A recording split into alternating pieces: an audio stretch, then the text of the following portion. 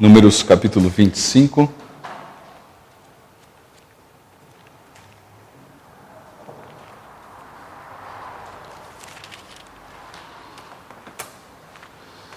Nós vamos ler o texto da palavra de Deus e depois nós vamos orar.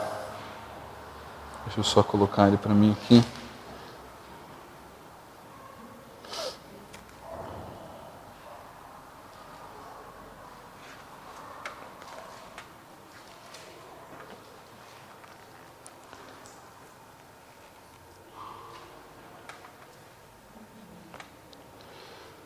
Vamos ler?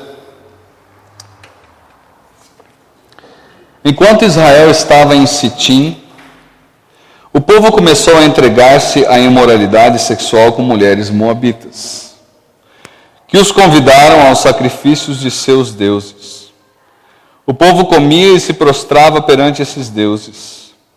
Assim Israel se juntou à adoração a Baal Peor, e a ira do Senhor acendeu-se contra Israel. E o Senhor disse a Moisés: prenda todos os chefes do povo, enforque-os diante do Senhor à luz do sol, para que o fogo da ira do Senhor se afaste de Israel. Então Moisés disse aos juízes de Israel: cada um de vocês terá que matar aqueles que dentre os seus homens se juntaram à adoração a Baal Peor. Um israelita trouxe para casa uma mulher midianita, na presença de Moisés e de toda a congregação de Israel, que choravam à entrada da tenda do encontro. Quando Finéias, filho de Eleazar, neto do sacerdote Arão, viu isso, apanhou uma lança, seguiu o israelita até o interior da tenda e atravessou os dois com a lança. Atravessou o corpo do israelita e o da mulher.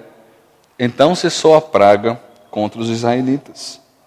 Mas os que morreram por causa da praga foram 24.000.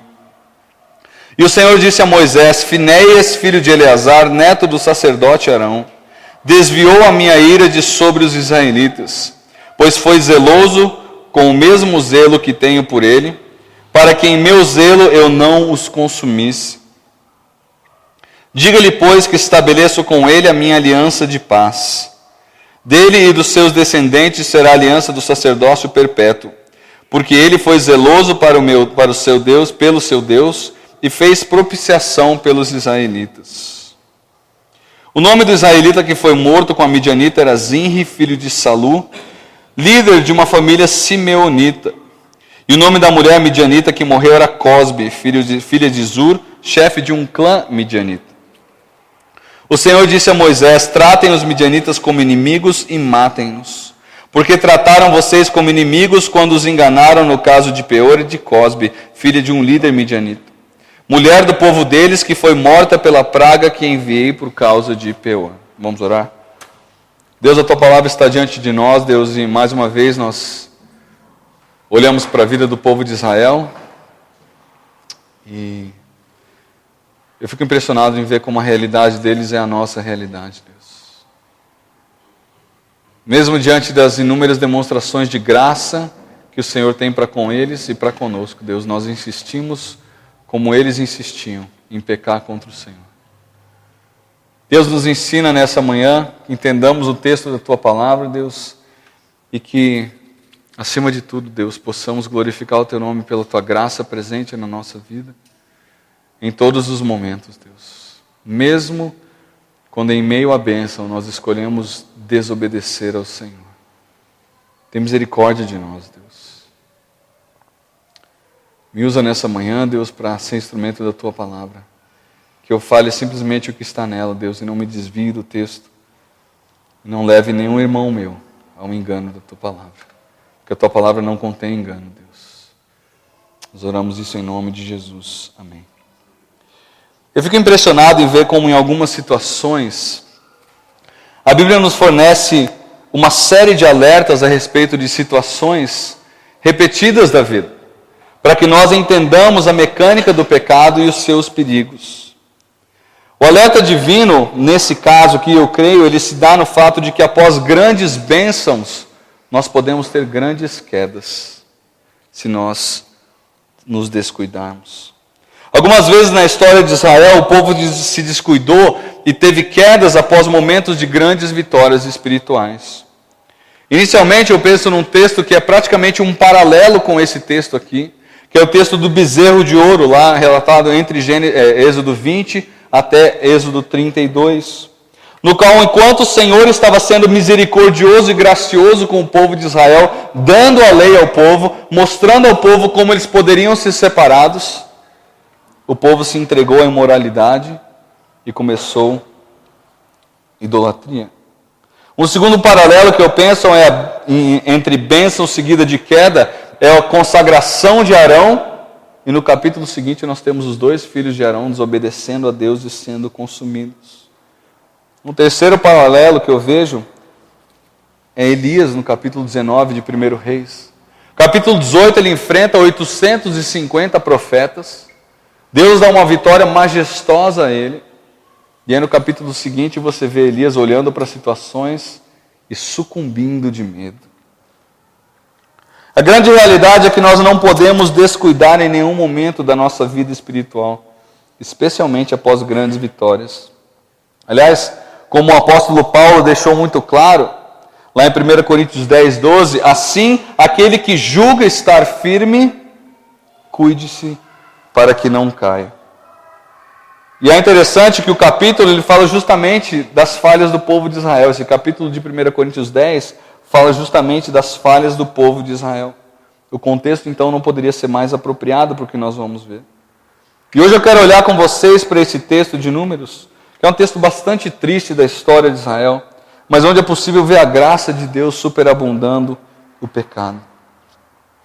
No nosso último sermão, nós vimos como os moabitas se juntaram com os midianitas. Eu não sei se você lembra disso, capítulo 22. Então nós temos uma aliança dos moabitas e dos midianitas, tentando amaldiçoar o povo de Israel, que era muito maior do que eles, para que eles perdessem uma eventual batalha contra os midianitas e os moabitas.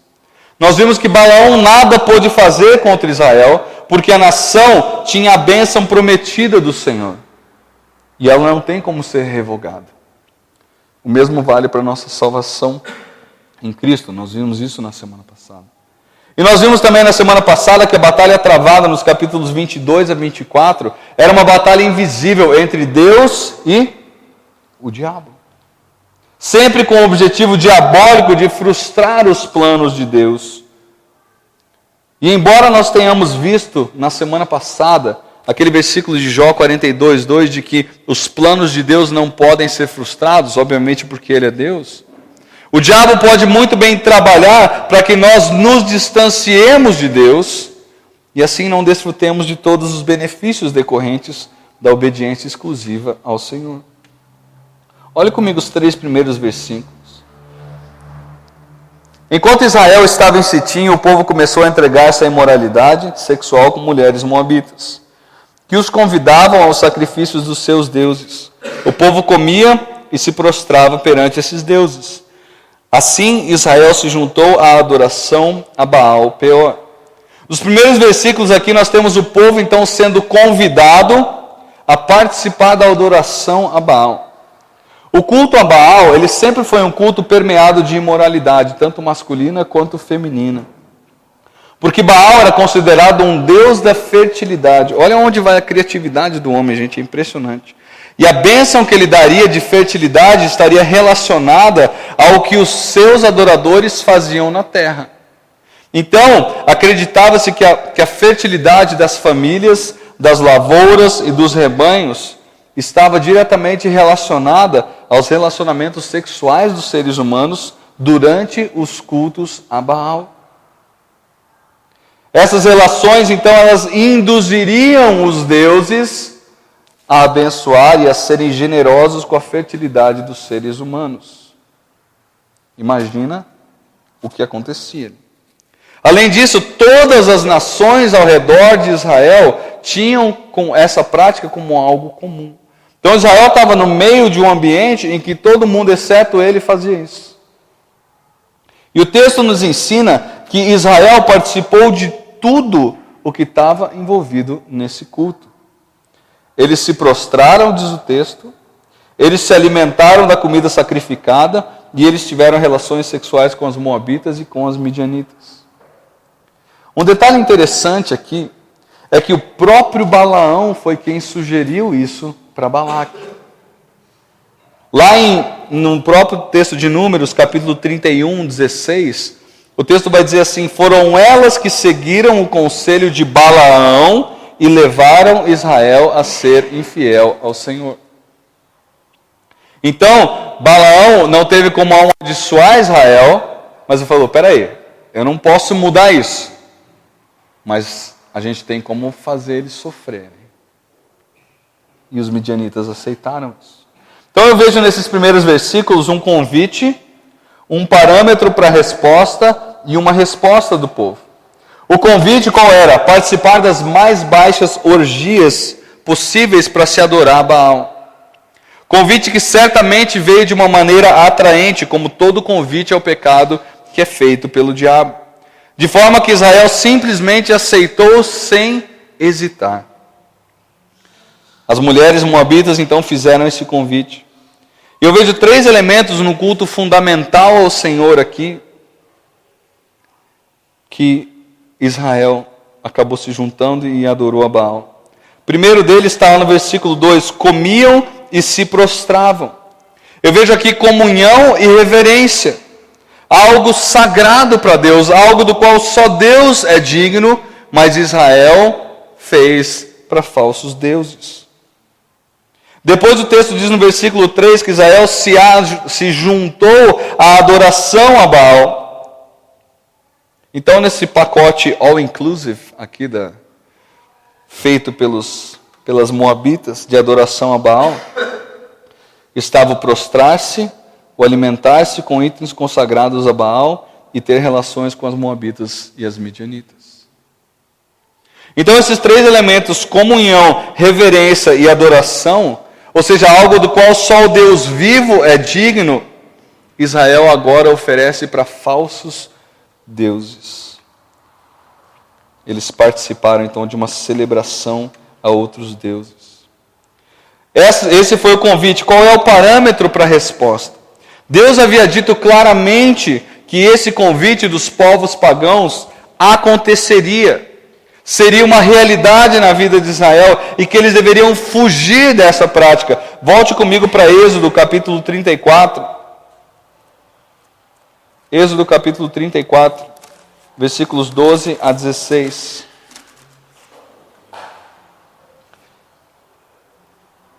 Nesse texto nós temos a seguinte orientação de Deus para o povo de Israel. Acautele-se, Êxodo 34, de 12 a 16. Para não fazer acordo com aqueles que vivem na terra para a qual você está indo. Deus está dizendo para Israel, não façam qualquer tipo de acordo com quem vier se oferecer para vocês. Pois eles se tornariam uma armadilha. Gente, é impressionante você estudar a história de Israel e ver como Davi fez acordos, Salomão fez acordos, os filhos deles fizeram acordo, exatamente como Deus havia proibido. Ao contrário, versículo 13, derrube os altares deles, quebre as suas colunas sagradas e corte os seus postes sagrados. Nunca adore nenhum outro Deus, porque o Senhor, cujo nome é zeloso, é de fato Deus zeloso. Olha os versículos 15 e 16. Acautele-se para não fazer acordo com aqueles que já vivem na terra, pois quando eles se prostituírem, seguindo os seus deuses, e lhes oferecerem sacrifícios, convidarão você e poderão levá-lo a comer dos seus sacrifícios, e a escolher para os seus filhos mulheres dentre as filhas deles. Quando elas se prostituírem, seguindo os seus deuses, poderão levar seus filhos a se prostituírem também. Então Deus está dizendo claramente para Israel, cuidado, essa proposta vai vir. Não é questão de se ela vai vir, é quando ela vai vir. E quando ela vier, a atitude de vocês tem que ser rejeitar isso. Nós precisamos lembrar que a Bíblia sempre fornece parâmetros para a nossa obediência. Eu nunca vou cansar de mencionar o exemplo do Charles na minha vida. Sempre que eu ia perguntar algo a respeito da vida cristã, ele dizia para mim, vamos ver o que a Bíblia diz?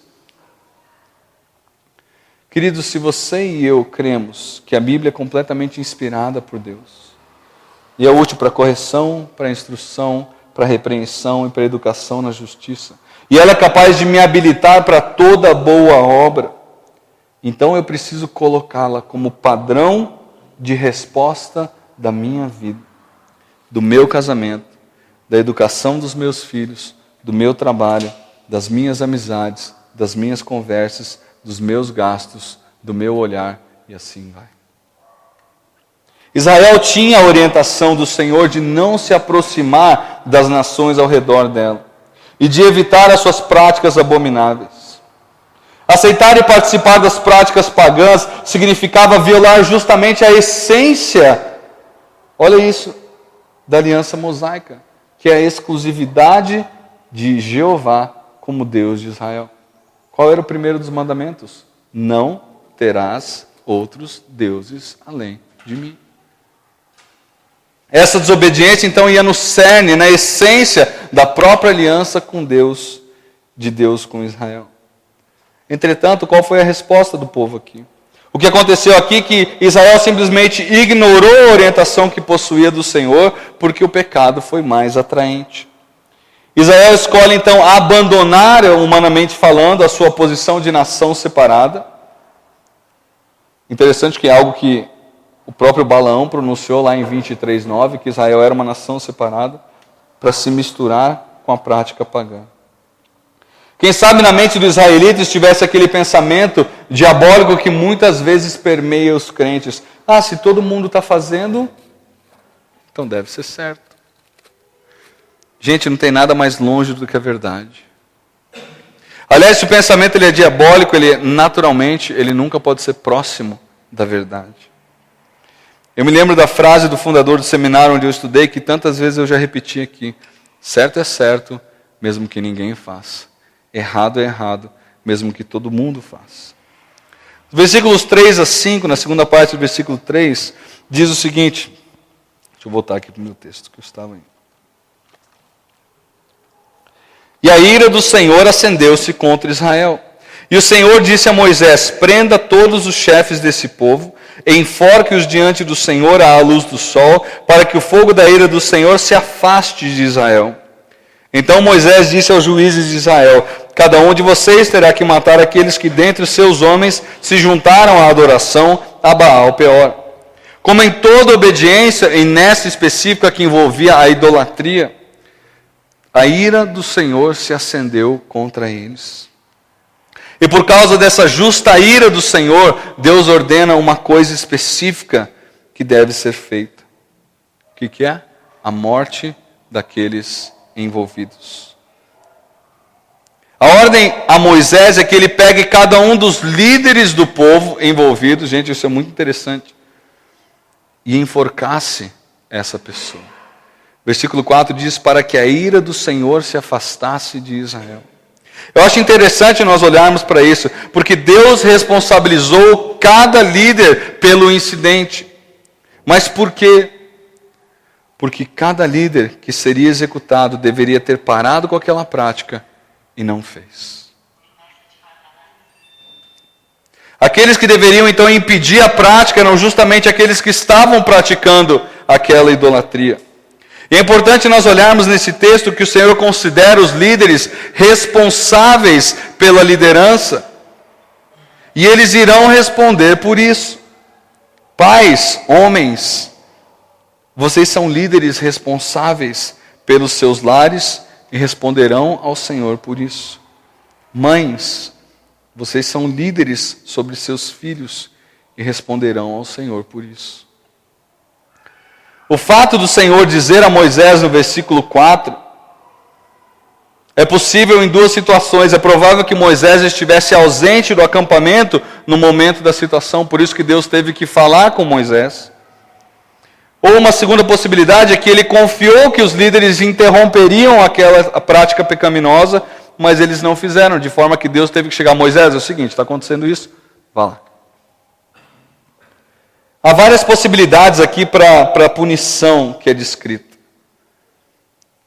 empalamento, crucificação, apedrejamento seguido de enforcamento. Vários comentaristas falam coisas diferentes aqui. Seja qual for a realidade, esses homens tinham que ser mortos de maneira exemplar. E a ordem era para que Moisés reunisse todos os líderes em pecado e os executasse. E os colocasse perante o Senhor para que a ira do Senhor se afastasse da nação de Israel. A grande realidade é que o pecado sempre desperta a ira do nosso Deus. E a ira do nosso Deus sempre será satisfeita. No caso desses homens aqui, por meio da morte daqueles envolvidos na idolatria. Algo que é curioso aqui é a menção para Moisés matar, versículo 4, os chefes do povo, e depois a ordem que Moisés dá aos juízes de Israel. Ao que parece, Moisés tinha autoridade sobre esses líderes. Então Moisés está aqui no alto, a gente tem esses líderes, e debaixo desses líderes há uma série de pessoas. E a ordem parece ser o seguinte: Moisés tem jurisdição, vamos dizer, sobre esses líderes, mas não sobre as pessoas abaixo. Então a ordem seria o seguinte: vocês, líderes abaixo de Moisés, primeiro executem aqueles envolvidos, depois eu vou executar vocês. Gente, isso arrepia quando eu leio. Todos os envolvidos nessa idolatria deveriam ser diretamente punidos. Versículos 6 a 9.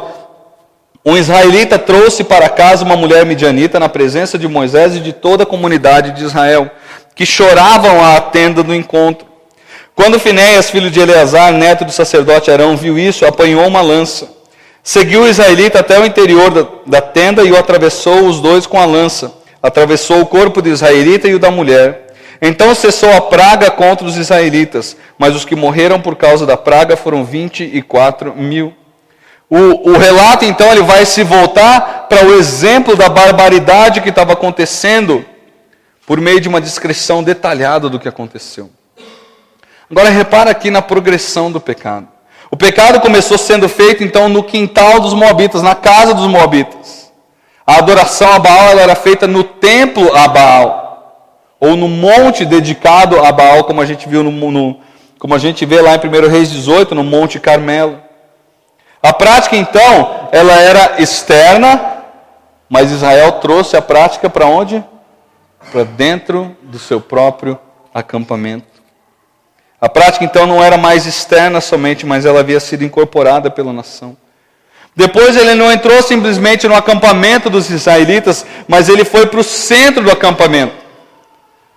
O texto nos diz que um israelita trouxe uma midianita, na presença de Moisés e de toda a comunidade de Israel, para ter relações com ela no acampamento de Israel.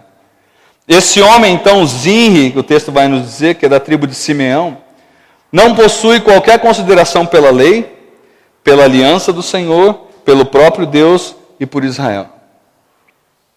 E há um detalhe no texto que gera bastante discussão ali no versículo 6. Quando o texto diz que ele levou a midianita para casa, alguns comentaristas muito bons indicam que ele teria levado essa mulher para dentro do tabernáculo, para ter relações com ela dentro do tabernáculo. Que era o quê? O local de habitação de Deus.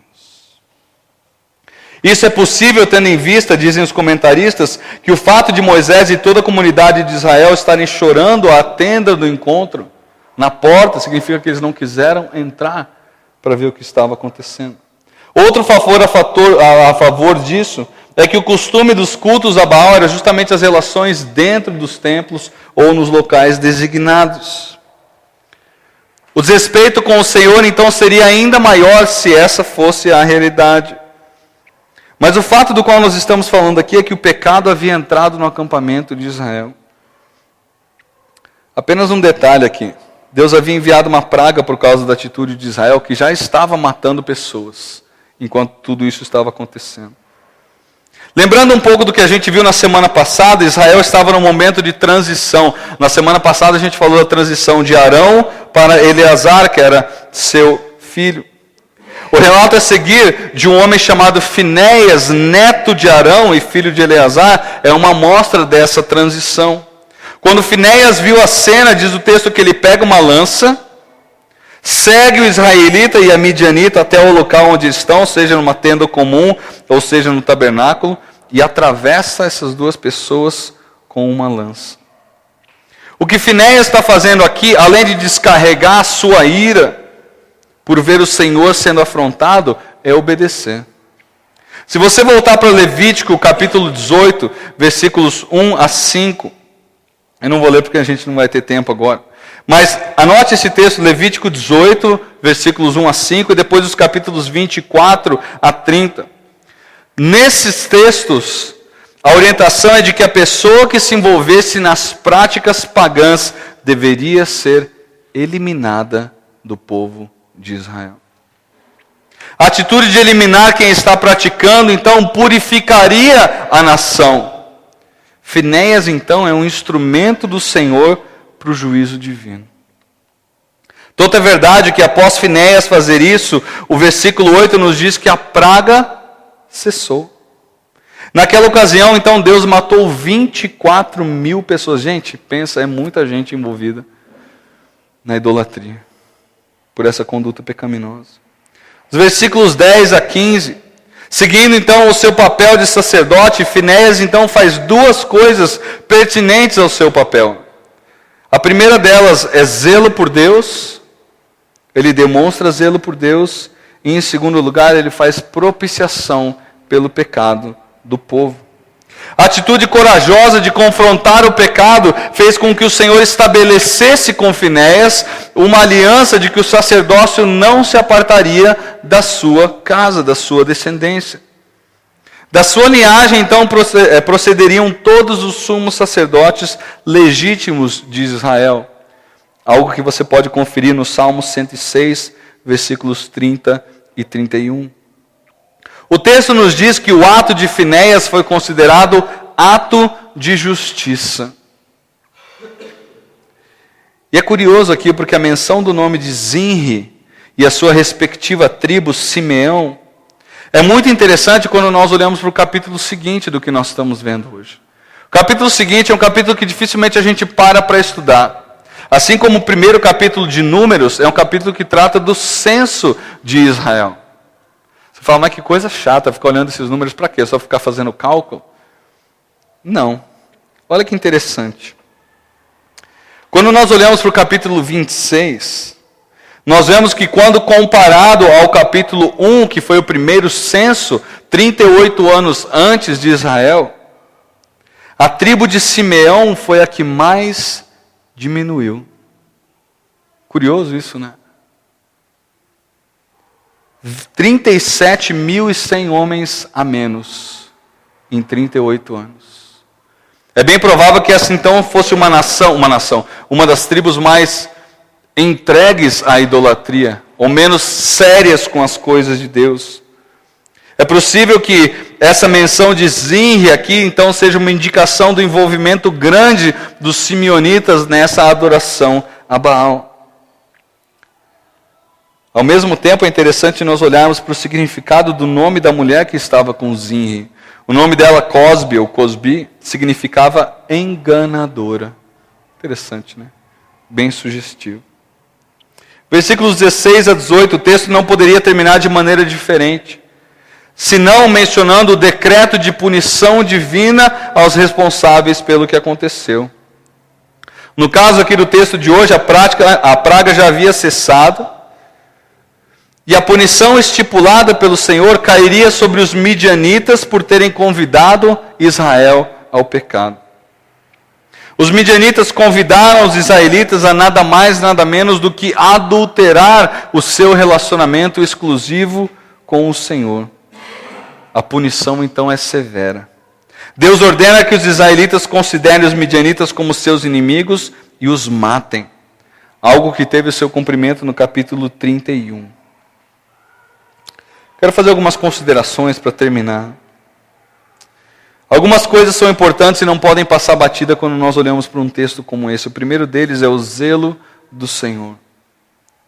Assim como o texto disse claramente que o Senhor é Deus zeloso para com Israel, o mesmo vale para o zelo de Deus com relação à sua vida e à minha vida. Nós não podemos nunca achar que é possível viver uma vida de dupla lealdade com Deus e com o mundo. Ou nós servimos a Deus, ou nós servimos ao mundo. Nós precisamos levar o nosso relacionamento com Deus a sério nas nossas escolhas. Segunda observação, a expiação pelo pecado. Assim como o pecado de Israel precisou de expiação, também o nosso pecado tem o mesmo preço. E pela graça de Deus, Ele enviou Jesus Cristo para expiar o nosso pecado e aplacar a justa ira de Deus contra o nosso pecado. O único motivo da ira de Deus não repousar sobre você e eu, hoje, é porque ela desceu completamente na pessoa de Jesus Cristo na cruz. Terceira observação, a eliminação do pecado. Assim como Finéias identificou uma situação pecaminosa e foi atrás para lidar com ela, você e eu precisamos estar atentos com a nossa própria vida. Maridos e pais, nós precisamos estar atentos aos que os nossos filhos estão recebendo como convites. O Adrian Rogers, no livro dele, Os 10 Mandamentos da Família, ele faz uma sugestão que eu acho muito interessante. Ele diz assim, que os seus filhos recebam mais visita do que façam. Ele falou, eu prefiro as pessoas da minha casa, onde eu sei o que elas estão aprendendo, o que elas estão vendo, do que os meus filhos em outros lugares. Ele falou, eu prefiro ter o gasto de arrumar um sofá estourado, porque tem um monte de gente pulando em cima, do que eu ter que ir atrás do meu filho que não segue a Deus depois. Pais, conforme o Salmo 101, é um texto para você ler na sua casa, e mesmo que você não seja casado, é um texto muito bom. Vocês são responsáveis por esse primeiro filtro. E não nos iludamos, os convites ao mal são feitos por todos os meios possíveis. Televisão, internet, rádio, música, filme, etc. Estejamos atentos. Quarta observação, a punição dos responsáveis. Como nós vimos, o pecado sempre tem consequência e as pessoas são punidas por meio da sua desobediência. Há uma informação interessante em Números 31. Balaão, o responsável pela ideia de convidar os israelitas para o culto a Baal, foi morto pelos israelitas quando estes mataram os midianitas. Não podemos nos esquecer de que nada passa em branco aos olhos de Deus. Você quer um texto para isso? Hebreus 4:13. Da mesma forma, o nosso inimigo, o diabo, aquele que nos convida ao pecado pela graça de Deus, já está julgado e já está condenado. Eu quero fazer alguns lembretes básicos bem rápidos. Em primeiro lugar, esse episódio de hoje deve nos lembrar, em primeiro lugar, da nossa pecaminosidade. Você e eu somos capazes das coisas mais bizarras, mais irracionais e mais ofensivas a Deus quando nós abraçamos o convite do pecado. Em segundo lugar, a santidade de Deus. Por causa do caráter santo de Deus, Deus jamais tolera o pecado. Ele nunca tolerou e Ele nunca vai tolerar. Terceira coisa, a nossa santidade em Cristo. Uma vez que nós também somos santos, nós precisamos nos distanciar daquilo que ofende o nosso Deus e nos distancia dele. Quarto lugar, nós precisamos lembrar da seriedade do pecado.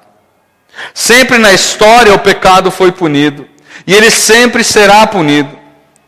O fato de Deus aparentemente não executar juízo hoje como executava a época do Antigo Testamento, não pode jamais por você e eu ser entendido como um estímulo para uma conduta pecaminosa.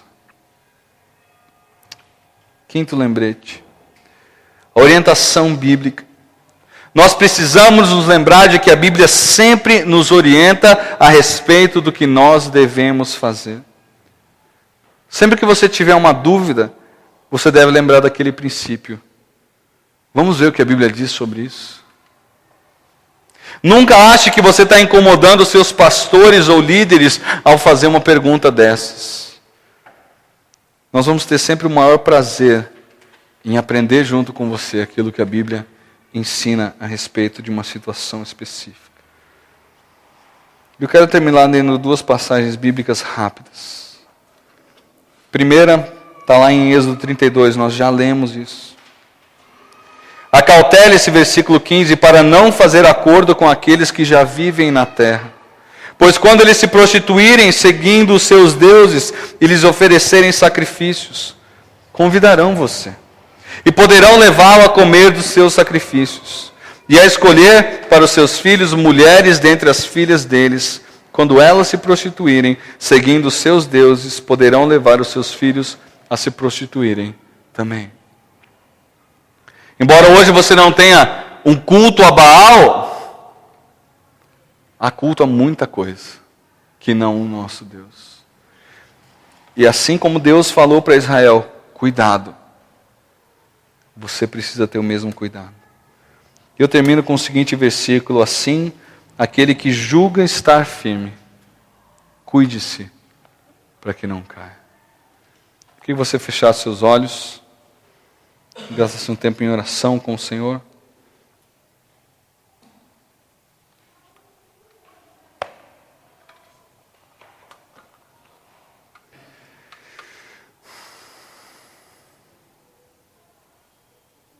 Talvez você deva avaliar os convites que você tem recebido. As pessoas que estão perto de você e o que elas têm sugerido a você. E se de certa forma você tem aceitado esses convites.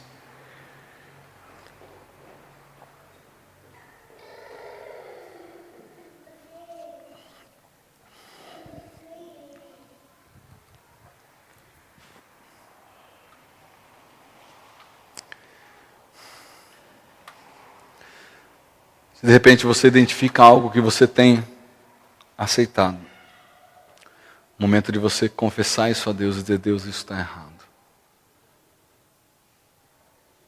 Eu não posso adulterar o meu relacionamento contigo, aceitando a prática do mundo na minha vida.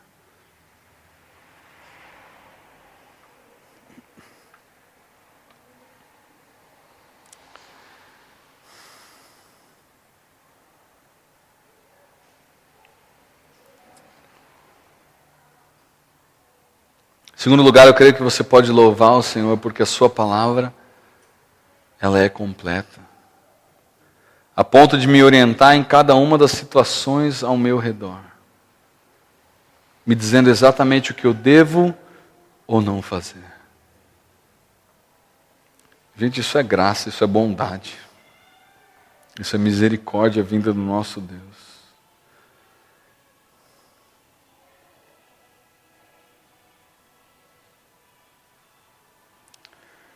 Por fim, eu gostaria que você colocasse diante do Senhor pessoas que você conhece, dois tipos de pessoas. Primeiras, aquelas que ouviram a verdade, mas que hoje não andam nos caminhos do Senhor. Que num certo ponto da sua vida escolheram aceitar esse convite e ainda não voltaram da adoração a Baal. Talvez um parente próximo, um vizinho, um amigo, um conhecido. Coloque essa pessoa diante de Deus. Interceda ao Senhor por ela. Diga: Deus, traz de volta essa pessoa.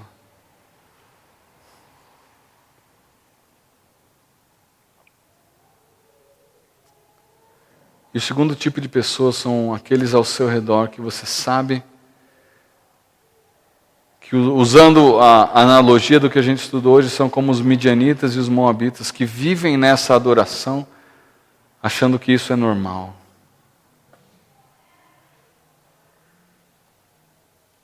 Mas que o fim disso é condenação e essas pessoas nem imaginam.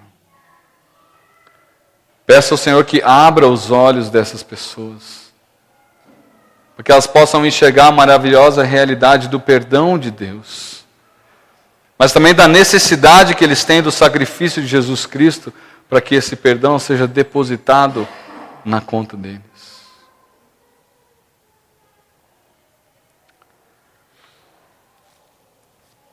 Deus, o Senhor sabe a realidade de cada um de nós. O Senhor sabe quais são os convites que cada um de nós tem recebido. E mais ainda, Deus, o Senhor sabe quais deles nós temos aceitado. E quantas vezes temos entristecido ao Senhor pela nossa atitude, de juntamente com o mundo, adorarmos ao diabo e não ao Senhor. Deus, que nenhum de nós seja enganado pelo diabo achando que essa adoração é algo formal, é algo que precisa de um templo. Não, Deus, eu sou capaz de adorar o diabo no meu próprio coração, sem que ninguém mais perceba isso, a não ser o Senhor.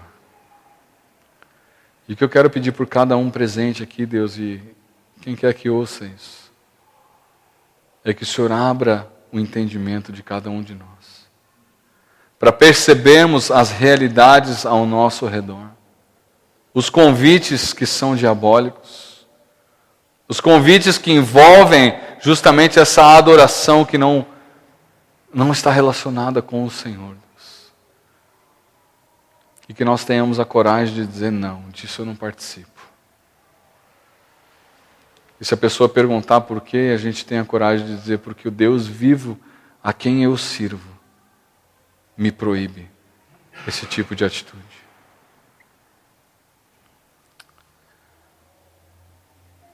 Eu queria encerrar, Deus, pedindo por aqueles da igreja que estão enfermos, não são poucos, que a saúde deles possa ser restabelecida conforme a Tua vontade. Peço pelo pastor Eros, que está em viagem, que o Senhor use a vida dele poderosamente, especialmente, Deus, para trazer salvação a pessoas que eventualmente estão lá nessa viagem a Israel, mas não Te conhecem. Para trazer também reavivamento, Deus, para aqueles que estão indo lá simplesmente para ter uma viagem turística, mas que a vida deles possa ser tocada, Deus, de tal maneira a reconhecer o Senhor como aquele que deve reinar na sua vida. Também peço pelo Anderson, que ainda está em viagem, que o Senhor esteja com ele, que aquele pedido de evangelismo que ele tem feito de um colega dele que está numa situação difícil, Deus, que o Senhor use poderosamente a vida dele, Deus, para que essa pessoa deixe de ser uma adoradora de Baal e passe a ser uma adoradora do Deus vivo, o único que realmente merece adoração. Mais uma vez, Deus, obrigado pela Tua palavra, que é tão viva, Deus, tão atual para nós. E nos livra do mal, Deus. Nós pedimos em nome de Jesus. Amém.